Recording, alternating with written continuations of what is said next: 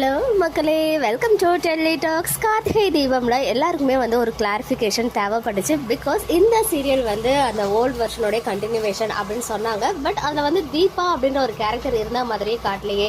So எப்படி வந்து கார்த்தி அதை மறந்தாரு, அந்த மாதிரி விஷயங்கள்லாம் ஒரு மாதிரி குழப்பமாகவே இருந்துச்சு ஃபேன்ஸ் மத்தியில். ஈவன் இதை வந்து கேட்டு டேரக்டர் சாருமே வந்து ஒரு ரிப்ளை பண்ணியிருந்தாங்க. அதுதான் இன்னுமே வந்து வேற லெவல் வைரல் ஆச்சுன்னு சொல்லணும். பிகாஸ் ஏன் கார்த்திகை தீபம் அதுக்கு நியூவாகவே காமிச்சிருக்கலாமே, எதுக்கு லீவ் மாதிரி கொண்டு வந்து இந்த மாதிரி மூவ் பண்றீங்க, தீபான்ற கேரக்டரையே மறந்த மாதிரி காமிச்சிருக்கீங்களே அப்படின்னு சொன்னதுக்கு சில விஷயங்கள் மறந்தாதான் நல்லா இருக்கும் அப்படின்ற மாதிரியே அவருக்கு ரிப்ளை கொடுத்துட்டாரு. இந்த கிளாரிஃபிகேஷன்ஸ், இந்த கன்ஃபியூஷன்ஸ் எல்லாத்தையும் போகிற விதமா நேத்திக்கு எபிசோட்ல ஒரு டயலாக் வந்து இருந்துச்சு. ஸோ நியூ வெர்ஷன் ரொம்ப ஒரு நல்ல ரீச் கிடைச்சிருக்கு ஃபேன்ஸ் மத்தியில். அது மட்டும் இல்லாமல் 6 months லீவ் கொண்டு வந்திருந்தாங்க.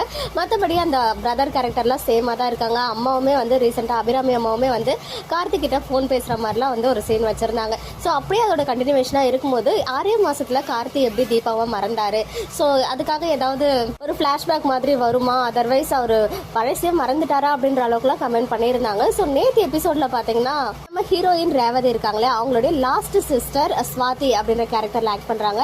அவங்க வந்து இந்த சீரியல்ல சிங்கர் ஆகணும் அப்படின்றது அவங்களுடைய ஆசை. ஒரு நல்ல வாய்ஸுமே அவங்களுக்கு இருக்கும். அவங்க பாட்டு பாடுறத கார்த்தி அண்ட் பிரதர்ஸ் கேட்பாங்க. ஸோ அதை கேட்டதுமே வந்து ஒரு நிமிஷம் அவர் ஸ்டன் ஆகி நிற்பாரு. ஸோ 2 பிரதருமே கேட்பாங்க. ஸோ இதை பாட்டு கேட்டதுமே உனக்கு தீபா ஞாபகம் வந்துருச்சுல்ல கார்த்தி அப்படின்னு சொல்லி அதுக்கு இன்னொரு பிரதர் சொல்லுவாரு, ஆமா வராம எப்படி இருக்கும், தீபாவை மறக்கிறதுக்காக தானே கிராமத்துக்கே வந்திருக்கோம் அப்படின்னு சொல்லும் போது கார்த்தியோட ஃபேஸ்ல அந்த சேட் ரியாக்ஷன் மட்டும் காமிப்பாங்க. ஸோ இதுல இருந்து எல்லா ஃபேன்ஸுமே கிளாரிட்டி கிடைச்சிருக்கும். இன்னும் தீபா வந்து மறக்க முடியாம தான் கார்த்தி அந்த துயரத்துல இருக்காங்க அப்படின்ற விஷயத்த நேத்திக்கு டைரக்டர் காமிச்சிருப்பாங்க.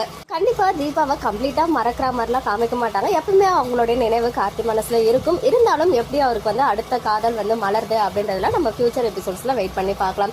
ஸோ நீங்கள் நேற்று எபிசோட் பார்த்தீங்களா, எப்படி இருந்துச்சு அப்படின்னு கமெண்ட்ல சொல்லுங்கள். ஓகே மக்களே, நெக்ஸ்ட் வீடியோவில் மீட் பண்ணுறேன். எக்ஸ்க்ளூசிவ் அப்டேட்ஸ்க்கு மறக்காம நம்ம யூடியூப் சேனலை சப்ஸ்கிரைப் பண்ணிக்கோங்க.